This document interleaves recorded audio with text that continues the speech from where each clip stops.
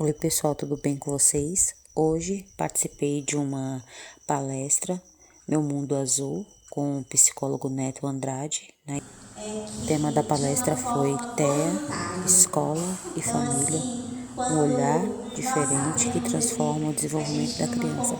Eu achei muito interessante, confira. Eu entendo que às vezes nós temos dores enquanto professores, nós temos outras dores enquanto família. Eu falei, Neto, conhecendo dessa realidade que a gente gostaria de dar o pontapé inicial para um trabalho que, como eu falei com vocês, ele só está começando. Nós sonhamos em ter encontros com a família, com alguns especialistas que já se propuseram a nos dar as mãos.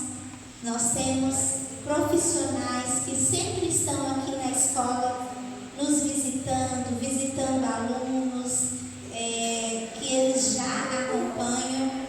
Cara muito iluminado, muito iluminado. E ele coloca muita luz em tudo aquilo que ele fala. E eu tenho certeza que hoje não será diferente. Fica à vontade.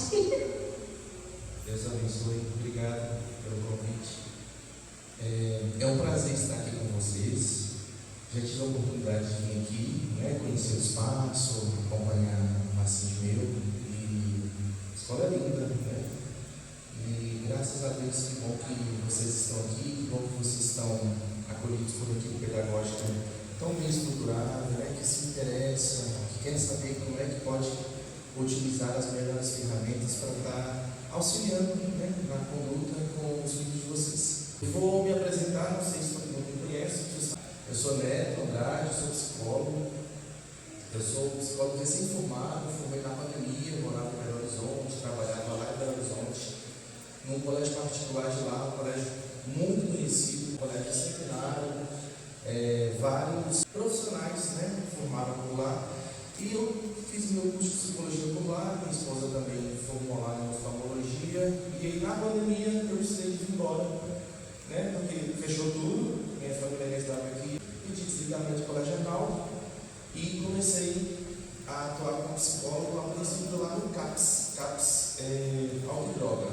Foi uma experiência fantástica, mas eu sempre tive no coração muito cuidado com as crianças, com os adolescentes, mas é um lugar onde a gente precisa fazer o exercício de se conectar. E aí vem o tema da nossa palestra, que é o encontro de olhares que transforma o desenvolvimento da criança. Eu posso falar para vocês enquanto educador. Minha primeira graduação foi em educação física. E depois eu fui pilotando com a psicologia. Partindo desse disposto, colocar a mão no ouvido, não é sensorial, mas ela sinalizar ali que ele está se organizando diante ao comando também. Olha o que vocês veem. Então, se eu ficar sempre ali, então vamos tirar aqui, a gente estava tirando estímulos, tirando barulho, e continuar colocando a mão no ouvido. Vocês conseguem perceber que a gente precisa ressignificar o nosso olhar, como que a gente avalia, como que a gente interage com eles. Toda mudança de rotina vai gerar sempre uma desorganização interna. Toda a interação social é um esforço. Então, quando a gente está fazendo isso neles, eles sempre estão fazendo um esforço de se fazer presente.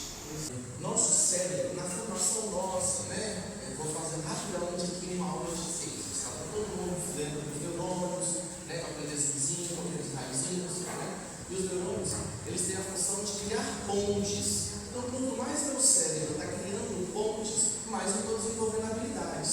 E aí, essas habilidades, eu consigo selecionar o que eu estou querendo fazer.